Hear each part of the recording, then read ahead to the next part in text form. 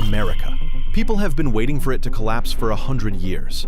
They said it after Vietnam, after 9/11, after every war, every crisis, every headline. Yet every time the smoke clears, the flag is still standing. Why?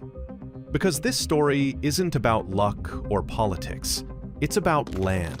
The kind of land that makes power almost impossible to lose. You can't build that. You can't copy that.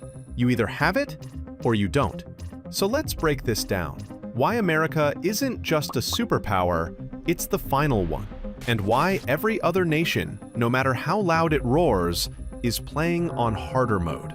Because in this game, the map decides the winner, long before the war even begins.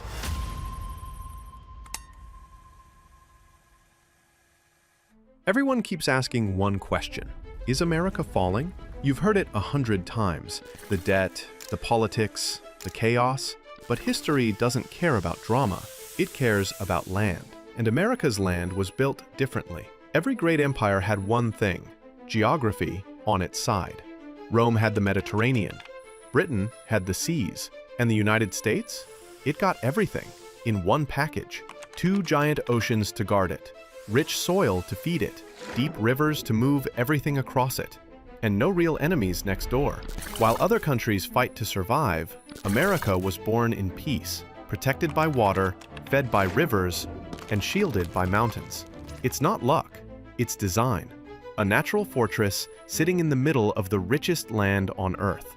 That's why no one has ever conquered it, and no one ever will. But what makes this land so powerful? Let's open the map. To the east, the Atlantic. To the west, the Pacific. 2 oceans wider than any army could cross. They don't just protect America, they feed it. Every coast is filled with deep water ports, natural harbors that make trade easy and cheap. New York, Boston, Seattle, Los Angeles. These cities didn't just appear. The land itself built them. Then there's the inside, the Mississippi River system. The greatest transport network ever created by nature. It connects 31 states, moving food, fuel, and steel like blood through a body. It's so smooth, so flat, that a barge can move a ton of cargo for almost nothing. Most countries dream of rivers like these. America has thousands of miles of them, all connected. And when those rivers meet the Gulf of Mexico, they open straight into the global trade routes. No mountains blocking, no frozen ports, just open access to the world. That's not just good geography, that's a permanent advantage. Because geography doesn't retire, it doesn't go bankrupt, it just keeps working. And that's where America's real story begins. Power doesn't start with money, it starts with food. Because hungry nations can't build anything. America grows more food than it can eat. From the cornfields of Iowa to the plains of Kansas, the land is flat, rich, and endless. It's why the Midwest is called the world's breadbasket. It doesn't just feed Americans, it feeds allies. That means in war or peace, the US can outlast anyone. No drought can starve it, no blockade can cut it off, no invasion can choke its supply lines.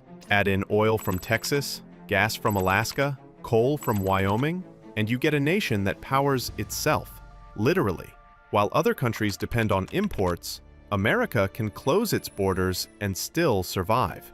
That's a luxury almost no other nation has. Self-sufficiency is the greatest hidden weapon in history. It wins wars before they start, and it gives America something every empire dreams of: independence.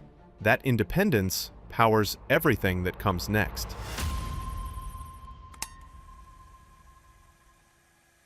Every empire meets its rival, but every rival has a weakness, carved by its own land. China's trapped behind the Pacific. Its coastline is boxed in by Japan, Taiwan, and the Philippines. 80% of its oil comes through one narrow line, the Strait of Malacca. Block it, and China goes dark. Russia? Too flat, too cold, too far from everything that matters. Invaders have marched to Moscow twice because there's nothing to stop them. Its ports freeze half the year. Its trade routes run through enemies. Europe looks rich, but it's a patchwork of borders, languages, and egos. It can't fight as one. It can't grow as one.